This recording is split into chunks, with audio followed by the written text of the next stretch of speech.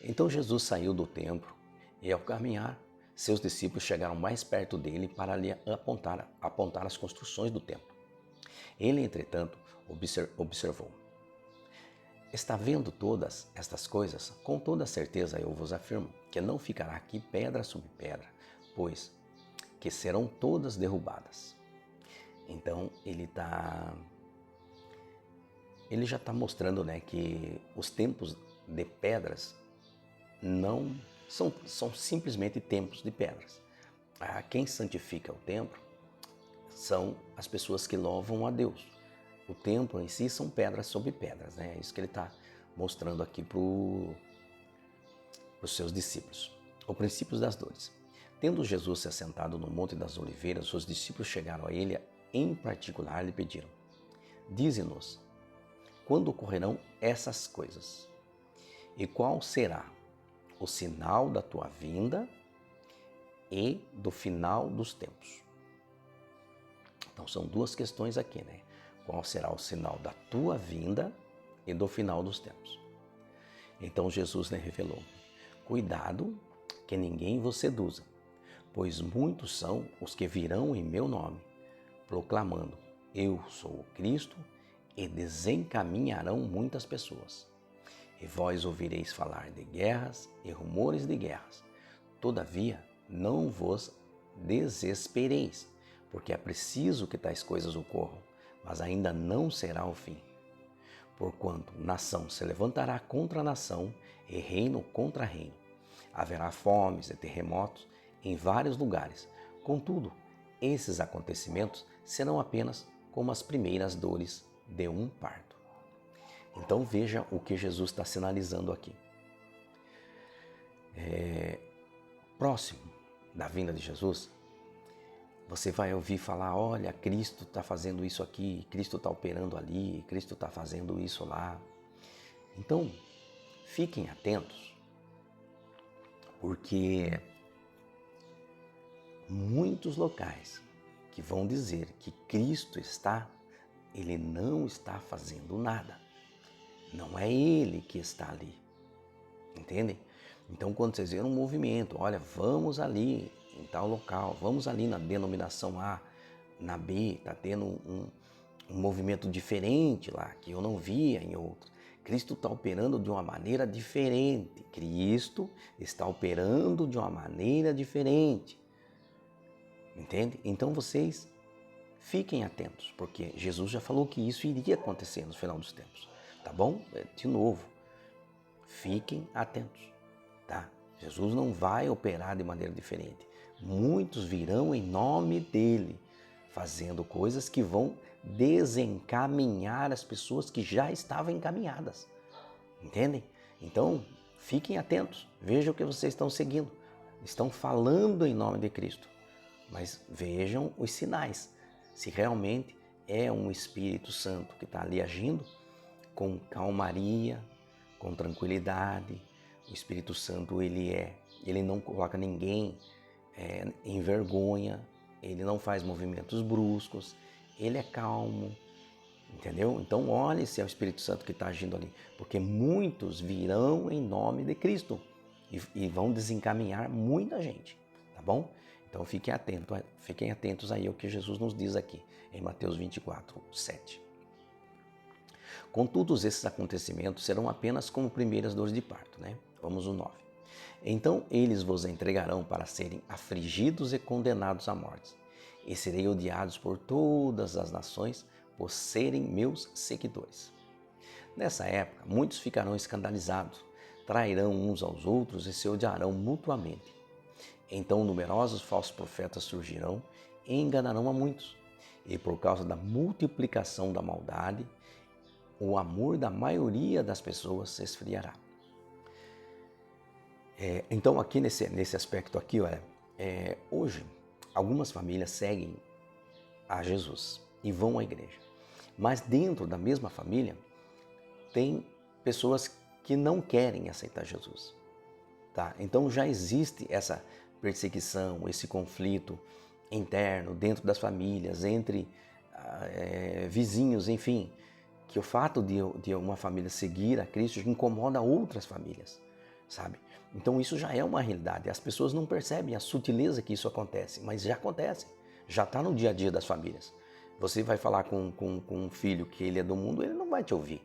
Ele não te aceita. Fala, lá vai a minha mãe, lá vem o meu pai de novo falar disso.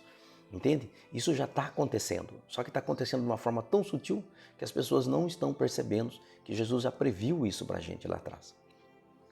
Aí ele fala, aí a questão do amor de muitos se esfriará. Então você vê que financeiramente, às vezes algumas denominações exploram muito os seus membros porque estão mais para César do que para Deus, né? Estão mais para César do que para Deus. E isso esfria o amor de muitos, tá? E multiplica a maldade, porque as pessoas perdem a segurança em quem deveria dar a segurança, né? Então eles percebem, nossa, eu buscava a instituição de fé, né, para alcançar Deus, mas eu estou vendo que ali não é o local, então esfria o amor, tá? Aqui no 13 então, aquele porém que continuar firme até o final será salvo. Então, aqui mostra que a perseverança, né, irmão? Você que tem certeza da sua salvação, é só ficar no caminho, não saia por vento nenhum que te sopre. Vai firme no foco aonde você está. Aqui no 14, este evangelho do reino será pregado em todo o mundo habitado, como testemunho a todas as nações, e então chegará o fim. Olha, então chegará o fim. Mas antes, todo mundo pelo menos ouviu falar uma vez de Jesus e do evangelho dele, tá? Aí não tem quem aceitou, aceitou, quem recusou, recusou. Mas vai ouvir falar, tá? Ouviu falar, ouviu o chamado, siga. Por quê? Porque ele já está te chamando, chegou até você, tá? Chegou à tua consciência, chegou até você. Aí a seu livre-arbítrio não deixar você segui-lo, aí já é uma decisão tua, do homem. Mas o papel de Jesus chegar até você e de Deus entregar você ao Filho, ele fez. Mas o livre-arbítrio pode impedir você de aceitar o Jesus. Então agora é a hora de você ficar. Jesus já veio até mim? Veio. Então deixe eu agora segui-lo, porque ele é a salvação. Agora vamos ao 15. E assim, quando virdes a profanação horrível da qual falou o profeta Daniel no lugar santo, então os que estiverem na Judéia fujam para os montes, e quem estiver sobre o telhado de sua casa, não desça para retirar dela coisa alguma, e aquele que estiver no campo não volte para pegar a sua túnica. Serão dias terríveis para as mulheres grávidas e para que estiverem amamentando, e orai para que a vossa fuga não ocorra durante o inverno e nem no sábado. Portanto, haverá nessa época grande tribulação como jamais aconteceu desde o início do mundo e até agora, nem nunca mais haverá. Então haverá aqui um período de tribulação único na história. Não tem nada registrado disso e não haverá. É o único que haverá. Esse evento vai começar, o sinal desse evento é a profanação do templo. É quando eles começarem a adorar coisas pagãs dentro do templo de Israel. Tá? Então é o sinal. Quando vocês perceberem que está havendo uma junção de religiões, tá? E as religiões estão se reunindo para formar um só clero, só que essa religião ela é pagã, ela não segue, ela não é filha de Deus, ela não adora a Deus, o Pai. Então, só que outras religiões que seguiam a Deus vão se unir a essa. Então eles vão profanar o templo. Então quando isso acontecer, já se preparem, já não voltem para trás, fiquem onde vocês estão, fortaleçam-se em Cristo porque chegou o fim dos tempos, tá? Ali para Jesus chegar é pouquíssimo tempo, já estamos na reta final. Então aqui ele fala com a questão dos sábados, porque os judeus eles guardam os sábados e eles têm uma reserva de comida separada, que eles ficam em jejum. Então, se acontecer isso no sábado, eles vão estar fracos, eles vão estar sem poder trabalhar, né, que é o que é pela religião deles. Então tem muita coisa que eles fazem que limitam eles de se tornar ação, de tomar ações. Só que isso irá acontecer. Já está escrito, já não tem como, é irrevogável. Então, como isso já vai acontecer, e não se sabe o dia e a hora, só o Pai que sabe, então ele pode acontecer qualquer dia. Então o que Jesus roga aqui é para que isso não aconteça nos dias que as pessoas estarão mais fragilizadas. E por que ele fala de mulheres e crianças? Pela mesma circunstância, porque é um período onde as mulheres e as crianças são fragilizados. E vai ser um momento de muita necessidade de força humana para passar por esses tormentos. Então, quanto menos fragilizado você estiver, mais força você vai ter. Aquelas pessoas fragilizadas, às vezes, vão sofrer mais, tá bom? É disso que Jesus está falando. 22. E se aqueles dias não tivessem sido abreviados, nenhuma carne seria salva. Então percebe que Jesus já abreviou os dias. Ele abreviou quando ele veio buscar os escolhidos, tá? O fato dele já ter vindo para buscar os escolhidos e separar no celeiro já é a antecipação dos tempos dele, tá? Porque aí ele fala, os seus dias não tivessem sido abreviados. Então ele já abreviou, tá bom? Aí ele continua, mas por causa dos eleitos, aquele tempo será encurtado. Então por causa dos eleitos, e quando foi que quando elegeu? Ele elegeu quando ele antecipou a vinda dele. Aí ele já teve os eleitos, que foi, quem são os eleitos? Aquele que colocou o Espírito Santo, que foi lá no sacrifício dele, que ele foi, deixou um Espírito Consolador. Esse Espírito Consolador passou a fazer morada dentro de você, né? Jesus passou a morar dentro de você através do Espírito Santo. Então, esses são os escolhidos. Então, são os escolhidos que vão fazer a diferença para que ele antecipe agora também o retorno dele para recolhê-los, tá bom? São os eleitos. Aquele tempo será encurtado. Então, se alguém vos anunciar, veja, vede, aqui está o Cristo, ou ali, não acrediteis, pois se levantarão falsos cristos e falsos profetas e apresentarão grandes milagres e prodígios, para que, se possível, iludir até mesmo os eleitos. Percebe? Até que, se possível, iludir até mesmo os eleitos, ok? Na verdade, a tentativa dele é que, se ele conseguir, né, se for possível para ele, ele vai pegar até os eleitos, tá bom? Então tem que ficar firme, por quê? Porque ele vai pegar no engano, tá? E por que é difícil ele pegar os escolhidos? Porque os escolhidos são guiados pelo Espírito Santo. E o Espírito Santo não tem como enganá-lo. Só que os escolhidos podem ser enganados pelo livre-arbítrio e deixar a comunhão do Espírito Santo. Se ele deixar a comunhão do Espírito Santo, aí o engano vem sobre ele. Porque quem o protege, o escolhido, é o Espírito Santo, tá bom? É por isso que você segue a Cristo. Mas você não segue a Cristo indo atrás de Cristo. Você segue a Cristo pelo Espírito Santo. Fala e você obedece. Ele fala, Deus fala através do Espírito com você e você obedece. Então você está seguindo a Deus, você está seguindo a Jesus quando você ouve o Espírito. Isso é seguir Jesus, tá bom? Vamos agora para o 26, irmãos.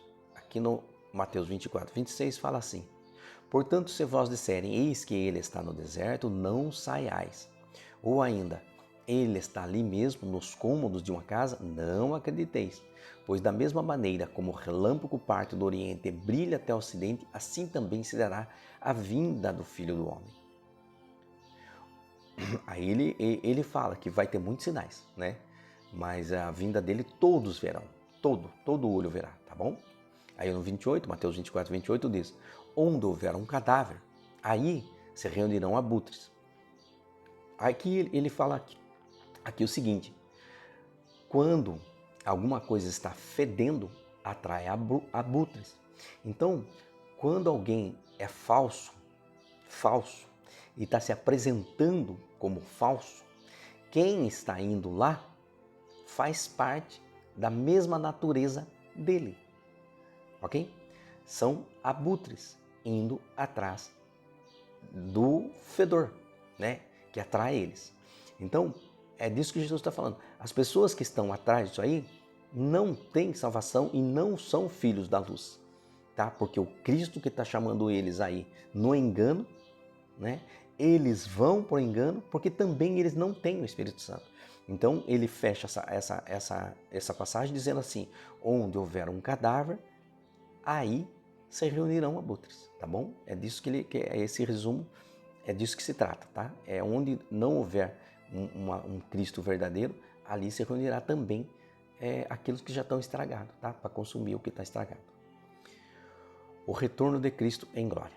Imediatamente após o tormento daqueles dias, o sol escurecerá e a lua não dará a sua luz. As estrelas cairão do céu e os poderes celestes serão estremecidos. Então surgirá no céu um sinal do Filho do Homem, e todos os povos da terra plantearão e verão o Filho do Homem chegando em nuvens do céu com poder e majestosa glória. Ele enviará os seus anjos com poderoso som de trombeta, e esses reunirão os seus eleitos dos quatro ventos de uma a outra extremidade dos céus. De uma a outra extremidade do céu. Então, aqui ele está dizendo que no final do tempo, esse céu que a gente está vendo, ele vai mover, ele vai enrolar como um pergaminho, como está lá em Apocalipse, né? E aí a gente vai poder viver a glória. Nós estamos guardados aqui, nesse plano, né? Como se nós estivéssemos dentro de um aquário, assim. E ele está cuidando da gente. Mas só que ele vai tirar essa cobertura e a gente vai poder vê-lo. Tá? É disso que ele fala aqui. E todo mundo verá. Todo mundo. Tanto os escolhidos como os não escolhidos. Aí vai ser desesperador para aqueles que não acreditaram e não acreditam em Deus. Para aqueles que não aceitaram Jesus. Vai ser desespero, porque ele vai ver com os próprios olhos humanos a realidade de Jesus voltando. Portanto, aprendei com a parábola da figueira. Quando, pois, os seus ramos se renovam e suas folhas começam a brotar, sabeis que está próximo o verão. Da mesma forma, vós, quando virdes todos esses acontecimentos, sabeis que ele está muito próximo às portas. Com toda a certeza vos afirmo que não passará esta geração até que todos esses eventos se realizem. O céu e a terra passarão, mas as minhas palavras jamais passarão. Então aqui o que ele fala? Quando esses sinais começarem a acontecer nesse nível e dessa maneira que está acontecendo, a geração que acompanhar e que visualizar essas ocorrências não vai passar. Essa geração sem que tudo aconteça. Já passaram muitas gerações, já passaram. Então tem um passinho aqui, um passinho ali. Então tem alguns sinais que já aconteceram, tem alguns sinais que estão acontecendo, tem alguns sinais que estão aumentando, mas vai haver um momento que todos os sinais vão aparecer. E a geração que acompanhar todos esses acontecimentos, então essa geração também acompanhará a vinda de Jesus, tá? Porque essa geração que acompanhar os sinais é a mesma geração que vai acompanhar a vinda. É disso que Jesus está falando. Só Deus sabe o dia e a hora exatos. Entretanto, a respeito daquele dia e hora, ninguém sabe, nem os anjos dos céus, nem o Filho, senão exclusivamente o Pai. Como aconteceu nos dias de Noé, assim também se dará por ocasião da chegada do Filho do Homem. Porque nos dias que antecederam o dilúvio, o povo levava a vida comendo e bebendo, casando-se e oferecendo em matrimônio, até o dia em que Noé entrou na arca, e as pessoas nem notaram, até que chegou o dilúvio e levou a todos. Assim ocorrerá na vinda do Filho do Homem. Pois, do homem, 2 homens estarão na lavoura, um será arrebatado, mas o outro deixado. 2 mulheres estarão trabalhando no moinho, uma será arrebatada e outra ficará para trás. Por isso, vigiai, porquanto não sabeis em que dia virá o vosso Senhor. Então, o que Jesus está nos mostrando aqui, né? Não há como saber o dia que virá Jesus, ok? Mas há como manter a comunhão. Então a comunhão é necessário que ela seja mantida, tá bom? Por quê? Porque no dia que ele vir, ele vai te encontrar em comunhão. Mas há aqui uma particularidade muito grande para a gente entender, irmãos. Qual é a particularidade? Jesus está falando de 2 eventos aqui. O primeiro evento é a vinda dele em majestosa glória. E a segunda vinda dele é vir buscar você. Ok? Esse aqui, aqueles que estão esperando o Jesus e que estão no Espírito, vai ter um final da vida terrena também. Tá bom? Vai ter um final da vida terrena. E o que significa isso? Ninguém encerra a vida terrena, simultaneamente, a não ser naturalmente falando, a não ser num caso específico de um acidente, de alguma coisa, né, que aconteça que as pessoas deixam a vida simultaneamente. Mas estando 2 no campo e Jesus vem buscar o dele, mesmo que os 2 sejam os deles, não é a mesma hora deles. Cada um, e quem sabe a hora de cada um é o Pai, tá? como lá no início os discípulos fizeram 2 perguntas para eles. Ele já respondeu sobre a vinda dele e agora está respondendo sobre os fins dos tempos. Mas o tempo que ele está explicando é o tempo de vida terrena. Tá? É o tempo de vida terrena. São 2 explicações que ele deu aqui. E agora ele está falando sobre a vida terrena. Então, na vida terrena, no tempo de vida terrena, do qual ele está mostrando aqui para a gente, 2 pessoas juntas, uma, Jesus vem para ele, né? Jesus vem para uma, outra fica. Em qualquer situação, tá? Em qualquer situação, será assim. Aí ele pede para cuidar, para que quando ele vir, você esteja servindo ele, para que vocês não estejam fora do caminho. Porque só Deus sabe o último suspiro, né? Então, quando isso ocorrer, que você esteja em comunhão, porque aí você vai ter a vida eterna, tá bom? Aí ele fala assim: contudo, entendei isto, se o proprietário de uma casa soubesse a que hora viria o ladrão, se colocaria em sentinela e não permitiria que a sua residência fosse violada. Porquanto fica igualmente vos alerta, pois o Filho do Homem virá no momento em que menos esperais. Tá? Aí ele continua aqui: o destino do bom e do mau servo. Tá? Aí agora ele vai mostrar pra gente